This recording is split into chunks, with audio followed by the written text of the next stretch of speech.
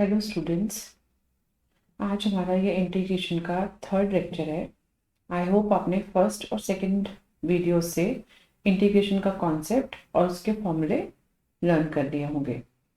ठीक है, हम लोगों ने सेकंड वीडियो में कुछ क्वेश्चंस किए थे जो बेसिक थे सिंगल टर्म वाले।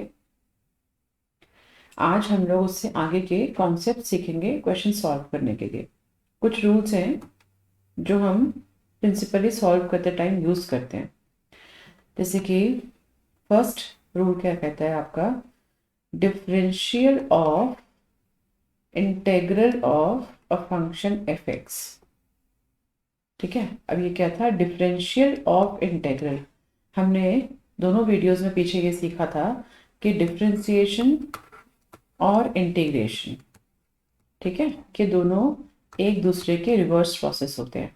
जैसे हम लोग x की पावर 2 करते हैं और उसका स्क्वायर रूट करते हैं, तो पावर 2 और रूट 2 कैंसिल होके सिर्फ फंक्शन मिलता है हमको। ऐसे ही डेरिवेटिव डेरिवेटिव और इंटेग्रल को एक दूसरे से कैंसिल करके हमें सिर्फ एफ एक्स का फंक्शन मिलता है, because these two process are reverse of each other. तो एक दूसरे को कैंसिल कर देते हैं, हमें फंक्शन, हमारा रिजल्ट मिल जाता है। ठीक है, दूसरा रिजल्ट क्या कहता है कि अगर हमारे पास कोई एक्सप्रेशन है जिसमें कि x का फंक्शन है एक, जिसको हम एफ एक्स बोलेंगे, और उसके साथ कोई कांस्टेंट है जो मल्टीप्लिकेशन में है, राइट। तो हम जब इस फंक्शन का इंटीग्रल लेंगे अलोंग विद दिस कांस्टेंट, तो हम क्या कर सकते हैं, कांस्टेंट को हम बाहर लिख सकते हैं। जैसे डिफरेंशिएशन में भी हम लोग 2x स्क्वायर का डेरिवेटिव लेते थे, तो 2 को बाहर रख के हम डेरिवेटिव सिर्फ एक्स स्क्वायर का लेते थे। ठीक है, तो जो अगर मल्टीप्लिकेशन में होता है कोई किसी फंक्शन के साथ में, उस नंबर को हम बाहर ले लेते हैं, और जो इंटीग्रेशन का है वो सिर्फ एक्स के फंक्शन का इंटीग्रल हो जाता है। तो k टाइम्स एफ एक्स का integral is k into integral of F x, right. Next result हमें कहता है कि अगर हमारे पास, जैसे पीछे हमने वीडियो में 5-6 क्वेश्चंस किए थे जिसमें सिंगल टर्म्स थी, ठीक है। जैसे अभी हमने एक्स स्क्वायर लिख लिया -3x plus x to the power 5। पीछे हमने जो वीडियो में 4-5 क्वेश्चंस किए थे उनमें एक एक टर्म का एक्सप्रेशन था। अब अगर हमारा एक्सप्रेशन जो है वो बाइनोमियल, ट्राइनोमियल या उससे ज़्यादा टर्म्स का हो जाए, तो पॉलिनोमियल है, तो उसमें हम क्या करते हैं, अगर इसका इंटीग्रल लेना है तो हमें क्या करना होगा, हमें जो भी टर्म्स हैं उनको उनके रिस्पेक्टिव साइन के साथ हम इस इंटीग्रल, जैसे ये एक है, इस इंटीग्रल को उसके रिस्पेक्टिव टर्म्स में अलग अलग इंटीग्रेट कर लेंगे। ठीक है, एडिशन और सब्ट्रैक्शन में इंटीग्रल जो है अपने अपने टर्म्स में ब्रेक हो जाता है। X square d x minus integral of 3x d x integral of x to the power 5 dx। ठीक है, ये हमारा पूरा एक्सप्रेशन था जिसमें 3 टर्म्स थे। यहाँ माइनस का साइन है, यहाँ प्लस का, तो हमने उनको 3 टर्म्स में इंडिविजुअली इंटीग्रेट कर लिया, और वही साइन उनके बीच में रहेंगे जो फंक्शन में है। ठीक है, तो अगर हमारे पास एक्सप्रेशन आता है जिसमें 2 या उससे ज़्यादा टर्म्स हैं, तो हम इंडिविजुअली सारी टर्म्स को इंटीग्रेट कर सकते हैं, वो पूरे एक्सप्रेशन का इंटीग्रल होगा। अब ये बात आपको याद होगी कि x का डेरिवेटिव 1 होता है। ठीक है ना, हमने जो x की पावर n के डेरिवेटिव से फॉर्मूला निकाला था, तो d by d x of x raise to the power n is n x to the power n minus 1। तो x का डेरिवेटिव क्या हो जाएगा, x की पावर 1 है तो 1 x की पावर 0 यानी कि 1। x का डेरिवेटिव 1 है, तो हमने क्या किया था, जिस फंक्शन का डेरिवेटिव ये फंक्शन है, तो इसका इंटीग्रल ये वाला फंक्शन होगा। तो x का डेरिवेटिव 1 है, 1 का इंटीग्रल x होगा। ठीक है, c हम जरूर लगाते हैं इंडेफिनेट इंटीग्रल में, क्योंकि वो हमें एक कांस्टेंट के लिए प्रोविजन छोड़ना होता है। ठीक है, ये तो आपके बेसिक रिजल्ट है कि अगर हमें किसी एक्सप्रेशन को सॉल्व करना होता है तो हम इन रूल्स को यूज कर सकते हैं। अब इसके बाद हमारे पास एक और सेट ऑफ रूल्स है जो हमें वहाँ प्रॉब्लम सॉल्व करेगा कि जहाँ पे अगर हमारा फंक्शन जो है एक्स का ना होके एक्स का कोई लीनियर फंक्शन है, ठीक है, सीधा एक्स नहीं है, मान लो 2x+3 है, 3x-1 है, एक्स का कोई लीनियर फंक्शन है, तो हम ये रिजल्ट यूज करेंगे।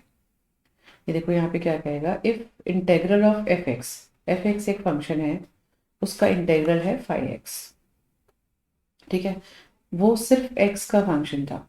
अब अगर फंक्शन एफ का एक्स का ना होके एक्स का एक लीनियर फंक्शन हो जाए, सिर्फ एक्स नहीं है, एक्स का लीनियर फंक्शन है, a x plus b linear function होता है, तो जब हम ऐसे फंक्शन का इंटेग्रल लेते हैं तो देखो जैसे एफ एक्स का फंक्शन 5x था, तो यहाँ पे f of a x plus b का phi of a x plus b, यानी इंटेग्रल हमें वही कर देना है, बट एक चीज साथ में आ जाएगी कि अगर ये लीनियर फंक्शन है तो इसमें जो x का कोफिशिएंट है a, उससे हम इसको डिवाइड करते हैं।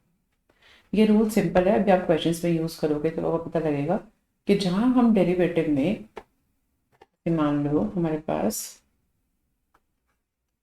डेरिवेटिव ऑफ साइन 2x+3 लेते थे हम, तो क्या करते थे, साइन x का डेरिवेटिव होता है cos x, तो हमारा यहाँ पे x ना होके 2x+3 था, तो हमने उसको ऐसे ही यूज कर दिया। x का फंक्शन लीनियर है तो हम उसको वैसे ही डेरिवेटिव लेते थे, लेकिन साथ में क्या करते थे कि अगर हमारा ये फंक्शन x का ना होके x का लीनियर फंक्शन है, तो हम x के कोफिशिएंट से इनटू में इसका डेरिवेटिव, यानी कि आप देखते थे कि इसका जो कोफिशिएंट है x का वो मल्टीप्लिकेशन में आता था। डेरिवेटिव में ये चीज मल्टीप्लिकेशन में आती है, इंटेग्रल में ये चीज डिवीजन में आती है, ठीक है। तो अगर इंटेग्रल ऑफ 2x+3 आप लोगे, इसके पावर मान लो 2 है, ठीक है, तो x to the power n का फॉर्मूला हमने किया था, इसका इंटेग्रल क्या हो जाएगा, 2x+3, 2+1 3 डिवाइडेड बाय 3, ठीक है। लेकिन क्योंकि ये x का फंक्शन लीनियर एक्सप्रेशन है, तो x का जो कोफिशिएंट है ना 2, उससे हम इसको डिवाइड करेंगे। देखो वहां पे हम मल्टीप्लाई करते हैं डिफरेंशिएशन में, यहाँ पे हम पूरा फॉर्मूला लगाने के बाद वैसे ही उसको यूज करेंगे x की तरह, लेकिन जो x का कोफिशिएंट है उससे पूरे फंक्शन को हम डिवाइड भी करते हैं, ठीक है। तो ये हमारा रिजल्ट था। नेक्स्ट, जैसे यही है, आप इसी का एप्लीकेशन देखो यहाँ पे, integral of a x plus b raise to the power n, यही हमने यहाँ पे दिया ना कि कोई एक्सप्रेशन है तो वो ए एक्स प्लस बी की पावर n+1 होगा, ठीक है, लेकिन इनटू में a भी होगा, क्योंकि आप जो x का कोफिशिएंट है उससे इसको डिवाइड भी करो, ठीक है। अब ये जो हमने जिससे, ये एक सिंपल फॉर्मूला है, जो हम इस चीज को हम सारे उन फॉर्मूले में एक्सप्रेस करेंगे जो हमने सेकंड वीडियो में फॉर्मूले किए थे, जहां जहां x था वहां वहां पे आप इसको ए एक्स प्लस बी की तरह यूज कर लो, बट जहां पे फंक्शंस का आप इंटीग्रल ले रहे हो सब में a से डिवाइड कर दो।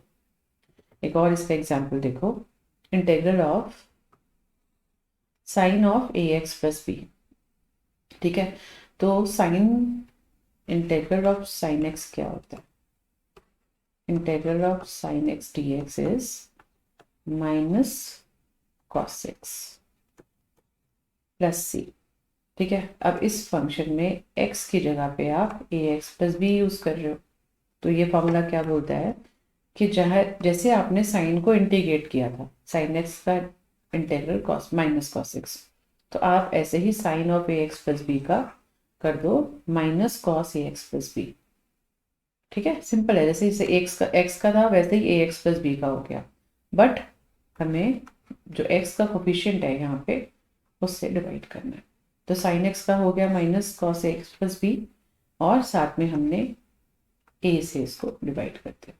तो यही टेक्निक हम सारे फॉर्मूले में लगा लेंगे, और जैसे यूज होगा फंक्शन को उसी फॉर्मूले से इंटीग्रेट करेंगे, बस डिवाइडेड बाय a करना है, ठीक है। तो अब हम क्वेश्चन स्टार्ट करते हैं।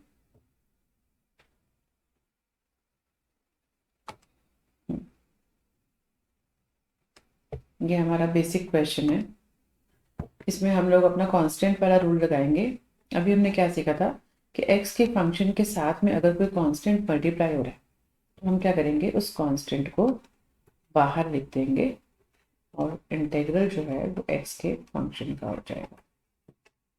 ठीक है, अब आप यहाँ पे फॉर्मूला लगा लो, integral of x to the power n dx, वो क्या होता है, x to the power n plus one upon n plus one plus c. तो ये हो गया 4 into x raise to the power 5 plus one upon 5 plus one plus c, 4 x raise to the power 6 upon 6।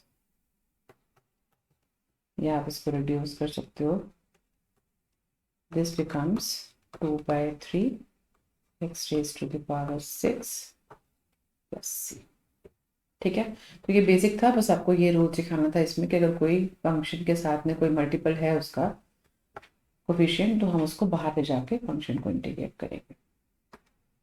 Next देखो, ये भी same rule है आपका। यहाँ पे साइन एक्स का इंटीग्रल आपको मालूम है वो एक्स का फंक्शन है बट 2 मल्टीप्लिकेशन में, तो हम 2 को बाहर रख लेंगे into integral of sine x d x. तो साइन एक्स का इंटीग्रेशन क्या होता है, माइनस कॉस एक्स। ठीक है, तो ये बन गया हमारा -2 कॉस एक्स प्लस सी। ठीक है, नेक्स्ट देखो, ये फंक्शन भी वैसा ही है, सीकेंड स्क्वायर एक्स, आपको मालूम है इंटीग्रल ऑफ tan x का डेरिवेटिव होता है सीकेंड स्क्वायर एक्स, सीकेंड स्क्वायर एक्स का इंटीग्रल होता है tan x प्लस सी। तो अब हम यहाँ पे पहले हाफ को बाहर निकालेंगे, integral of secant square x dx। तो सिंपल है, यहाँ पे सीकेंड स्क्वायर एक्स का इंटीग्रल आपको मालूम है tan x, तो half of tan x plus c. ठीक है, इसमें देखो अब आपका जो एक्सप्रेशन वाला मेथड था वो हम यूज करेंगे।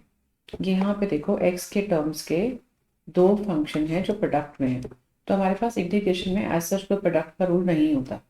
जो प्रोडक्ट रूल आएगा वो बाद में आएगा और उसमें भी हमारे डिफरेंट टाइप के फंक्शन होने चाहिए जब हम उसको यूज करेंगे। ये दोनों अलजेब्रिक फंक्शन है। ठीक है, फर्दर हम इस एक्सप्रेशन को सिंप्लीफाई कर सकते हैं इसको ब्रैकेट को खोल के। तो पहले वो कर लेते हैं, ये हो जाएगा 1 into root x is root x minus x into root x. ठीक है, अब ये फंक्शन लेकिन हमारा जो है वो रेडिकल फॉर्म में है अभी एक्स के पावर्स, हम इसको एक्सपोनेंशियल फॉर्म में कन्वर्ट करेंगे। इसको आप लिख सकते हो x raise to the power half, और ये है x into x to the power half. तो ये क्या बन जाएगा, x to the power half minus 1, दोनों बेसिस है एक्स के, पावर्स ऐड हो जाएंगे, 1 प्लस हाफ इज 3/2।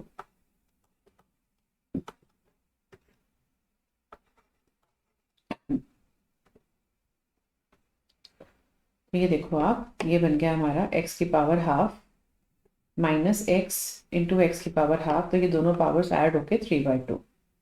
अब ये एक एक्सप्रेशन है, अभी हमने सीखा कि अगर हमारे पास एक्सप्रेशन होता है तो हम पूरे एक्सप्रेशन का इंटीग्रल जो है उसकी इंडिविजुअल टर्म्स के इंटीग्रल से ले सकते हैं। ठीक है, क्या हो गया, x to the power half और एक्स टू द पावर 3/2। तो अब आप यहाँ पे एक्स की पावर n का फॉर्मूला लगाओ, तो x to the power half plus 1 और डिनोमिनेटर में भी half plus 1 minus x to the power 3/2 plus 1 upon 3/2 plus 1। जैसे ही आपने इंटीग्रल लिया साथ में प्लस का सी भी आ गया, तो ये कितना हो जाएगा, x raise to the power half plus 1 is 3/2 upon 3/2 minus x to the power 3/2 plus 1 becomes 5/2 divided by 5/2 plus इसका फाइनल आंसर। इसको सॉल्व करेंगे, डिनोमिनेटर में 2 है वो ऊपर चला जाएगा, x to the power 3/2 upon 3 minus 2x raise to the power 5/2 upon 5 plus c। ठीक है, तो ये हमारा इस एक्सप्रेशन का इंटीग्रल आ गया, जो हमने सिंप्लीफाइड फॉर्म में, सिंपल था, हमने उसके पहले सिंप्लीफाई कर दिया, एक एक्सप्रेशन बन गया 2 टर्म्स का, दोनों को अलग अलग इंटीग्रेट कर दिया। ठीक है,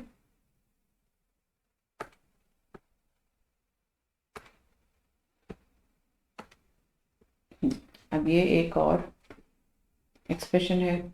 अभी ये बाइनोमियल है बट ऊपर पावर 2 है, तो पावर 2 में हम इसको इंटीग्रेट नहीं कर सकते, हमारे पास एक्सपोनेंशियल फॉर्म में नहीं है फंक्शन का। तो अब हम क्या करेंगे, पहले आप इसको पावर को खोलो।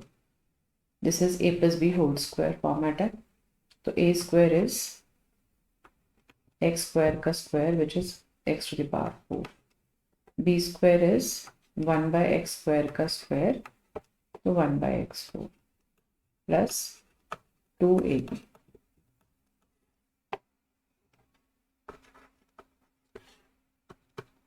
ठीक है, तो अब हम क्या करेंगे, ये 3 टर्म्स आई हैं, पहले इसको एक स्टेप में और सिंप्लीफाई कर लेते हैं। ये एक्स स्क्वायर कैंसिल होकर सिर्फ 2 बचेगा, तो ये 3 टर्म्स का एक्सप्रेशन आ गया। अब हम सिंपली इसको 3 टर्म्स को अलग अलग इंटीग्रेट करेंगे।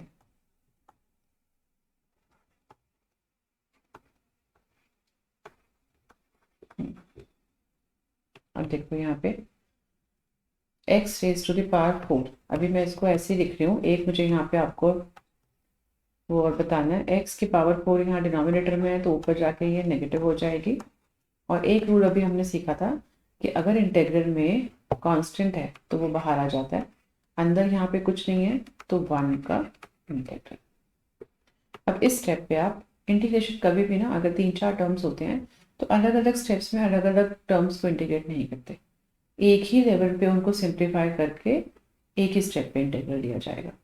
ठीक है, अब ये x की पावर n है, यहाँ पे फॉर्मूला लगेगा, तो x की पावर 4 + 1 5 अपॉन 5 x, ये जो फॉर्मूला होता है x to the power n upon x to the power n integral of x to the power n dx, this is x to the power n + 1 upon n + 1 plus c। ठीक है, और ये formula किसके लिए defined नहीं था, x equal to -1, this is possible only when x is not equal to -1, और बाकी सब के लिए लग जाएगा। तो ये -4 है, तो x की पावर -4 + 1 -3 अपॉन -3 प्लस 2 इंटू 1 का इंटेग्रल अभी हमने देखा x होता है, x का डेरिवेटिव 1 और 1 का इंटेग्रल x प्लस c। जैसे ही आप किसी एक्सप्रेशन का, इसीलिए मैंने आपको बोला था कि इंटेग्रल जो होता है वो एक ही स्टेप पे लिया जाता है, अलग अलग स्टेप्स पे हम नहीं लेते, क्योंकि हर इंटेग्रल के साथ एक कांस्टेंट आता है। तो जब आप इंटीग्रेशन करोगे तो अलग अलग c नहीं लिखोगे, एक ही स्टेप पे इंटीग्रेशन करेंगे और हम मान लेंगे कि सबका कांस्टेंट सॉल्व होके एक c आ जाएगा। 1/5 माइनस 1/3, ये ऊपर पावर x की पावर नेगेटिव है तो डिनोमिनेटर में जाके पॉजिटिव हो जाएगी, plus 2 into x plus c। ठीक है, तो ये क्वेश्चन का इंटीग्रल सिंपल तरीके से सॉल्व हो गया। ये अब एक और एक्सप्रेशन है हमारे पास,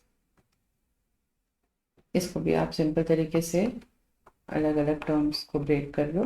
x³ dx, मैं 5 को पहले ही बाहर लिख रही हूँ, इंटीग्रल होगा x² का, -4 को मैं बाहर लिख रही हूँ, कुछ नहीं है तो 1 dx, इसमें 7 को मैं बाहर लिख रही हूँ कांस्टेंट को, तो अंदर बचेगा 1/x dx।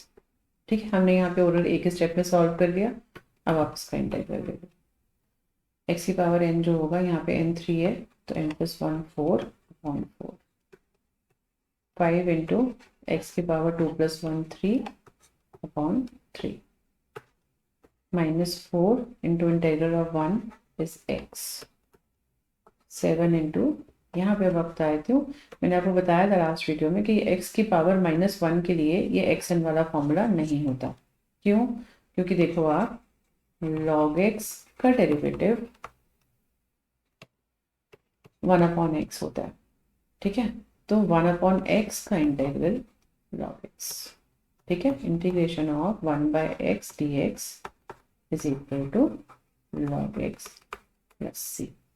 तो यहाँ पे हम क्या करेंगे, 7 था, 7 के साथ में इंटीग्रल ऑफ 1/x, तो आप इसको log mod x लिखते हैं। इसमें मॉड क्यों लिखते हैं? क्योंकि x जो है वो नेगेटिव टर्म्स के लिए डिफाइन नहीं होता, तो हम मान लेते हैं कि x जो होगा वो ग्रेटर देन 0 होगा, ठीक है।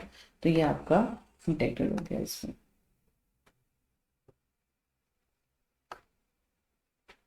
नेक्स्ट भी हमारा एक्सप्रेशन है। इसमें यहाँ पे भी हम इसको पहले स्क्वायर को खोलेंगे, तो इंटीग्रल ऑफ रूट एक्स का स्क्वायर इज x, 1/√x का square is 1/x plus 2ab,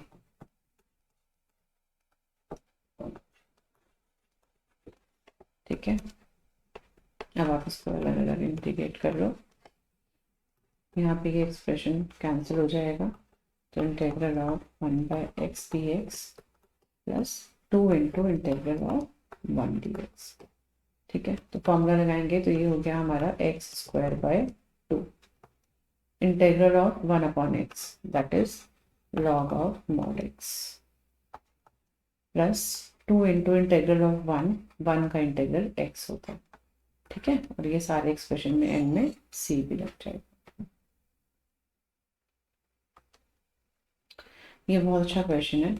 अब यहाँ पे आपको कुछ नया सीखना पड़ेगा। पहले एक चीज़ आपको ध्यान रखना है, इस चैप्टर में जब भी आपके पास कोई रैशनल फंक्शन आता है, ठीक है, रैशनल फंक्शन का मतलब है कि आपका न्यूमरेटर और डिनोमिनेटर है आपके पास में, तो आपको कोई भी रूल अप्लाई करने से पहले कैसा भी आपके आगे जाके बहुत सारे फॉर्मूले आएंगे जो 1/समथिंग वाले 1/ एक्सप्रेशन होगा आपका 1/x² - a², 1/x² + a², लेकिन कोई भी एक्सप्रेशन का फॉर्मूला अप्लाई करने से पहले आपको न्यूमरेटर और डिनोमिनेटर की डिग्री में कंपैरिजन करना है। डिग्री क्या होती है? किसी भी एक्सप्रेशन में वेरिएबल का हाईएस्ट पावर। अब ये देखो x का हाईएस्ट पावर न्यूमरेटर में 3 है, डिनोमिनेटर में 1, राइट। तो अब आप ये देखो 3 इज ग्रेटर देन 1, तो हमारे पास ये रूल होता है कि अगर न्यूमरेटर की डिग्री डिनोमिनेटर की डिग्री के बराबर भी होती है या बड़ी होती है, तो जो पहला स्टेप होता है वो होता है लॉन्ग डिविजन, ठीक है।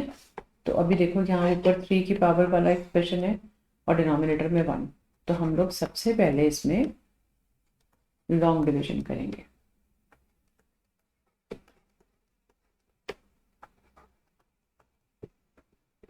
ठीक है।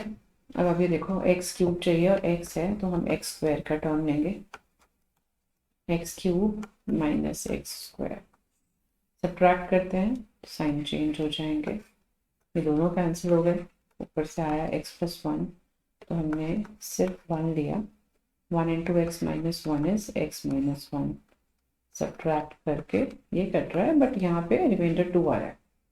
तो अब इस एक्सप्रेशन को हम कैसे लिखेंगे?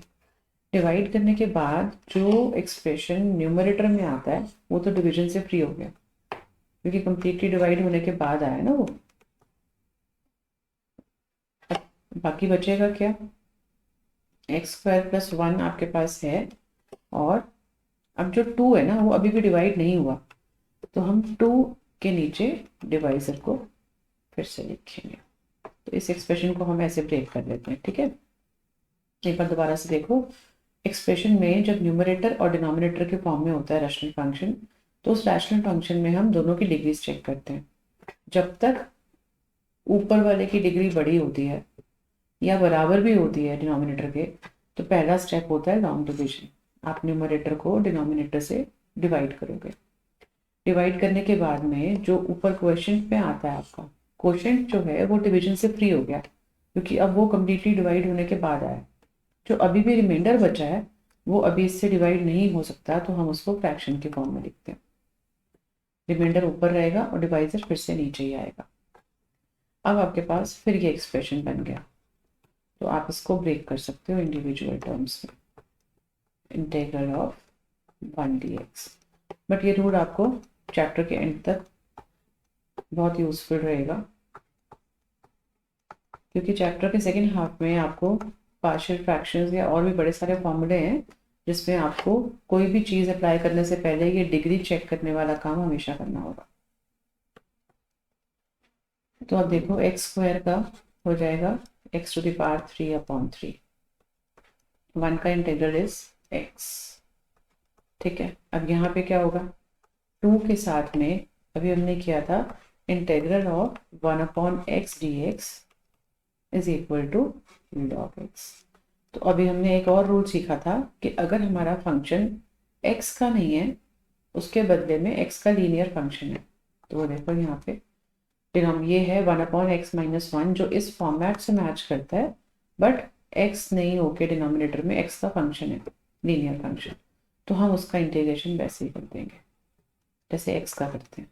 1/x का log x, तो 1/x-1 का log ऑफ x-1। ठीक है, लेकिन साथ में हमें इस फंक्शन में जो x का कोफिशिएंट है उससे डिवाइड करना होता है, तो यहाँ x का कोफिशिएंट 1 है, तो यहाँ पे कोई चेंज नहीं आएगा और लास्ट में प्लस सी। ठीक है, तो ये जो आपका लीनियर फंक्शन वाला रूल है ना, ये धीरे धीरे अब आप उसको प्रैक्टिस करो और बहुत सारे क्वेश्चंस हैं। ये भी आपका एक एक्सप्रेशन है जिसको हम पहले सिंप्लीफाई करेंगे फिर इंटीग्रेट। ऊपर आपके पास न्यूमरेटर में a प्लस बी का होल स्क्वायर है, तो a square plus b square plus 2ab में 2x divided by root x। ठीक है, डिनोमिनेटर में आपकी सिंगल टर्म है, तो आप तीनों के नीचे इंडिविजुअली इसको डिवीजन दे सकते हो, तो ये हो जाएगा 1/√x plus x square upon root x 2x/√x dx। तो अब आप क्या कर सकते हो, पहले इस रूट को उसमें फॉर्म में लिखो, एक्सपोनेंशियल फॉर्म में लिखो, तो ये ऊपर जाके हो जाएगा x की पावर -12। यहाँ हो जाएगा x की पावर 2 है और नीचे 1/2 है, तो डिवीजन में पावर सब्ट्रैक्ट हो जाएंगी, 2 -12।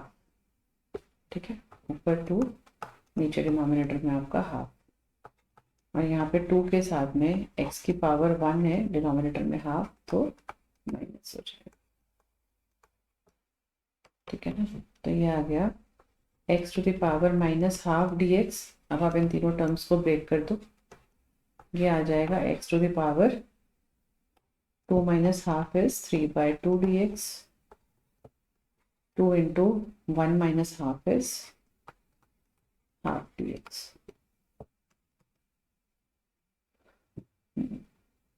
अब आप देखो x की पावर n का फॉर्मूला लगाओगे तो x की पावर -12 प्लस 1 इज हाफ, और डिनोमिनेटर में भी हाफ। x की पावर 3/2 प्लस 1 इज 5/2, और डिनोमिनेटर में भी 5/2 प्लस 2 इंटू में x की power half plus 1 is 3/2 divided by 3/2 plus c। ठीक है, हो गया इंटीग्रल। बस अब लास्ट में, क्योंकि डिनोमिनेटर में यहाँ पे सबके फ्रैक्शंस हैं, तो आप इसको सिंप्लीफाई करके न्यूमरेटर में ले जाओ। 2 इंटू एक्स की power half, 2/5 into x to the power 5/2, ये 2 इंटू 2 ऊपर जाके 4 हो जाएगा, 4/3 x to the power 3/2 plus c। ठीक है, तो ये हो गया हमारा एक्सप्रेशन। नेक्स्ट है आपका ट्रिग्नोमेट्रिक एक्सप्रेशन।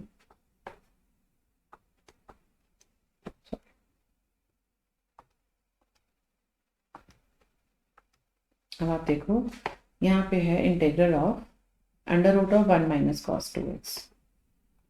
तो अब आप इसको फॉर्मूले से पहले, ये आपका बायनॉमियल है रूट के अंदर, तो रूट के अंदर हम ऐसे बाहर नहीं निकाल सकते इसको, तो आप इसको कोशिश करो कि ये एक मोनोमियल में कन्वर्ट हो जाए।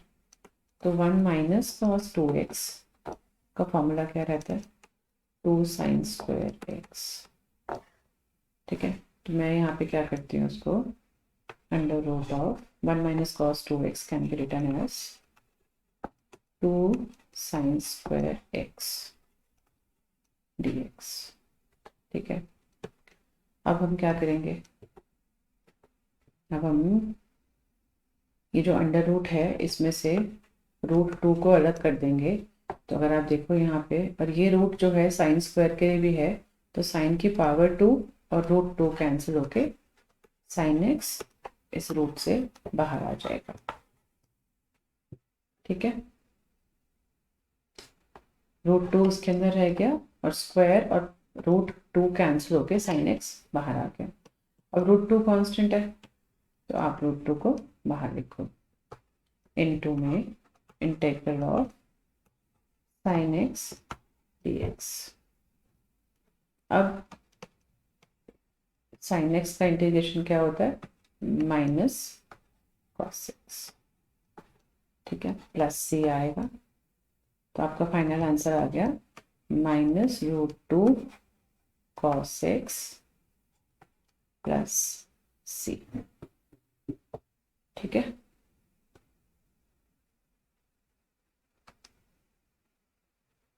नेक्स्ट देखो, अब आप यहाँ पे हमारे पास एक रैशनल फंक्शन भी है और जो एक्सप्रेशन है वो ट्रिग्नोमेट्रिक एक्सप्रेशन है। तो अब हम क्या करेंगे, हम यहाँ पे फिर आप देखो न्यूमरेटर डिनोमिनेटर में बायनोमियल्स हैं, तो क्या हम इनको सिंगल टर्म में कन्वर्ट कर सकते हैं। तो आप देखो फॉर्मूला जो अभी हमने यूज़ किया था 1 माइनस कॉस 2x जो होता है वो होता है 2 साइन स्क्वायर एक्स। ठीक है, ये रिलेशनशिप आपको याद है, आपने 11th में सीखे हुए हैं। यहाँ पे ये रिलेशन जो है वो ट्वाइस एंगल और एंगल के बीच में। तो अब हम क्या करेंगे, इसको मॉडिफाई कर लेते हैं। यहाँ 2x है तो यहाँ पे साइन के साथ उसका हाफ फंक्शन है, तो अगर मैं इसको अपना ट्वाइस फंक्शन मानूं तो इस फॉर्मूले में ये ट्वाइस है तो इसका हाफ हो जाएगा x बाय 2। यानी कि जो रिलेशनशिप है ना, वो आप किसी भी एंगल को, इसको अगर आप ट्वाइस एंगल मानोगे तो इसका हाफ साइन स्क्वायर में आएगा। ठीक है, तो ये चीज़ हम मॉडिफाई कर सकते हैं, इसकी वैल्यू हम सब्स्टिट्यूट कर सकते हैं 1 माइनस कॉस एक्स की जगह पे 2 साइन स्क्वायर एक्स बाय 2। ठीक है, आप ऐसे ही डिनोमिनेटर में देखो, जो हमारे पास फॉर्मूला है वो है 1 प्लस कॉस 2x। ठीक है, वो है 2 कॉस स्क्वायर एक्स, बट हमारे पास तो एक्सप्रेशन में 1 प्लस कॉस एक्स है, तो हम इसको अपना ट्वाइस एंगल मान लेते हैं। इसको ट्वाइस एंगल मानेंगे तो जो इसका हाफ आएगा राइट हैंड साइड में वो x बाय 2 बन जाएगा। तो ये क्या हो गया, 2 1 प्लस कॉस एक्स को हम लिख सकते हैं 1 plus cos square x by 2। तो हो गए दोनों सिंप्लीफाई, न्यूमरेटर भी और डिनोमिनेटर भी।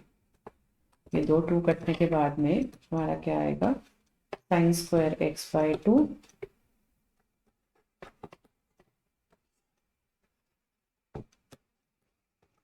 cos square x by 2 dx। ठीक है, and that becomes tan square x by 2। अब आपको tan square का पता है, इंटीग्रेशन नहीं है हमारी फॉर्मूले के इसमें, तो अब हमें किसका पता है जिसको हम tan square को उसमें कन्वर्ट करेंगे। तो आपके पास इंटीग्रल होता है सीकेंट स्क्वायर x का, वो क्या होता है, वो है tan x। राइट, तो अब मेरे पास tan स्क्वायर का नहीं है, बट मैं उसको उसकी आइडेंटिटी से कन्वर्ट करूंगी, मैं उसको लिख लूंगी secant square x by 2 minus 1। ठीक है ना, आइडेंटिटी होती है 1 plus tan square x is equal to secant square x, तो secant square x minus 1 is tan square x. अब सिर्फ उसका फॉर्मेट चेंज किया है ताकि मैं वो फॉर्मूला यूज कर सकूं जो हमारे पास है, tan स्क्वायर का इंटीग्रल हम ऐसे नहीं निकाल सकते। तो अब आप integral of secant square x by 2 dx minus integral of 1 dx, तो वो क्या हो जाएगा, सीकेंट स्क्वायर का जो होता है डेरिवेटिव इंटेग्रल वो है tan x, तो integral of secant square x is, अब देखो यहाँ पे x नहीं है, x का लीनियर फंक्शन है, ठीक है। लीनियर फंक्शन क्यों है, क्योंकि x की पावर तो 1 है बट x के साथ 1/2 मल्टीप्लाई हो रहा है, तो हम इंटेग्रल तो वैसे ही लेंगे लीनियर फंक्शन की वजह से करते हैं, लेकिन क्योंकि x का फंक्शन है जिसमें x का कोफिशिएंट कोई भी होगा, यहाँ पे 1/2 है, तो उससे हमें उसको इंटेग्रल को डिवाइड करना होता है, और minus integral of 1 is x plus c, तो इसको फाइनली सिंप्लीफाई कर दो, ये 2 न्यूमरेटर में चला जाएगा, 2 tan x/2 माइनस एक्स, ठीक है। ये चीज़ मैं एक बार दोबारा बता देती हूँ, हमने इसको एक्सप्रेशन को दोनों को फॉर्मूला लगा के ऊपर में साइन स्क्वायर नीचे में कॉस स्क्वायर x/2 आया, ये ट्वाइस एंगल है, ये हाफ एंगल है। अब ये बन गया tan square x/2, but tan का हमारे पास tan या tan स्क्वायर का इंटीग्रल नहीं है, तो मैंने उसको आइडेंटिटी लगा के, आइडेंटिटी कौन सी लगाई है, 1 + tan square x is equal to secant square x, तो tan स्क्वायर x की वैल्यू क्या हो जाएगी, सीकेंट स्क्वायर x माइनस 1, तो सीकेंट स्क्वायर x माइनस 1, यहाँ x/2 था, तो सीकेंट स्क्वायर x/2 माइनस 1। अब मैं इसको दो टर्म्स को अलग अलग इंटीग्रेट कर रही हूँ, सीकेंट स्क्वायर x/2, फॉर्मूला है हमारे पास सीकेंट स्क्वायर x का, ठीक है। तो अभी हमने देखा था x अगर नहीं है, बदले में x का कोई फंक्शन है जिसमें पावर x की बनी है, तो यहाँ पे x की पावर 1 है बट x के साथ 1/2 मल्टीप्लाई हो रहा है, ठीक है। तो हम क्या करेंगे, उसको वैसे ही फॉर्मूला लिख देंगे, अगर यहाँ पे सीकेंट स्क्वायर x/2 है तो इंटेग्रल tan x/2, बट उसके इंटेग्रल को इसके कोफिशिएंट से डिवाइड करेंगे, तो 1/2 से मैंने डिवाइड कर दिया और ये 2 बाद में न्यूमरेटर में चला गया, ठीक है। अब लास्ट क्वेश्चन देखो, यहाँ पे भी आपका रैशनल फंक्शन है, ठीक है।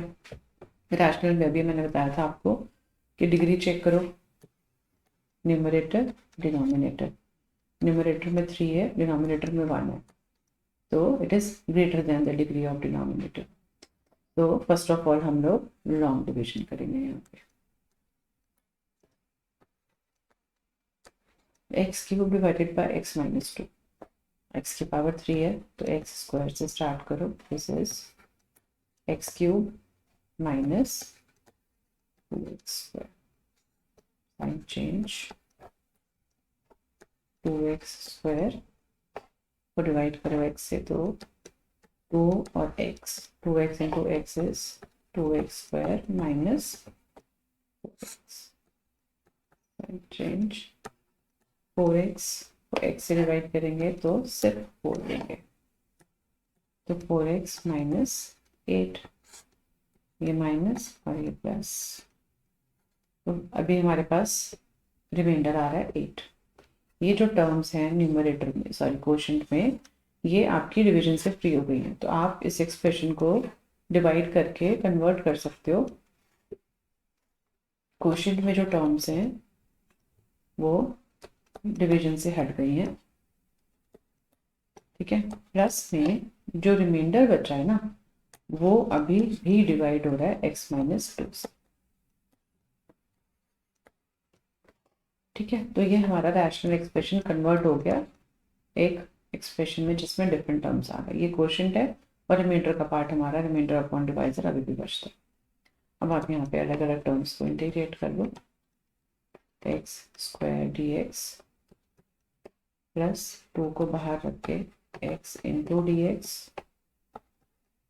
4 को बाहर रख के 1 dx और 8 को कांस्टेंट को बाहर रख के 1 अपॉन x माइनस 2 dx। अब आप इसको इंटीग्रेट करो, x का पावर 2 क्या होगा, इंटीग्रल x की power 3/3, 2 into integral of x, तो एक्स की पावर 2/2, 4 इंटू 1 का इंटीग्रल एक्स, फिर 8 इंटू 1/x-2, तो this becomes log of x-2 divided by x का कोफिशिएंट विच इज़ 1, तो 1 से डिवीजन से कोई फर्क नहीं पड़ेगा, तो ये हमारा फाइनल आंसर है। ठीक है, तो आज हमने कुछ बेसिक फंक्शंस किए हैं इंटीग्रेशन के, लेकिन ये बहुत इजी क्वेश्चंस हैं, ये स्ट्रेट फॉरवर्ड नहीं आते, ये सिर्फ रूट्स समझाने के लिए इम्पोर्टेंट है। तो आप इस तरीके के कुछ क्वेश्चंस प्रैक्टिस करें, इसके बाद के धीरे धीरे लेवल बढ़ा के नेक्स्ट वीडियो में हम लोग थोड़े से टफ क्वेश्चंस को डील करेंगे। ठीक है, अगर आपको ये वीडियो अच्छा लगा तो आप प्लीज़ इसको लाइक, सब्सक्राइब और शेयर कीजिएगा। Thank you.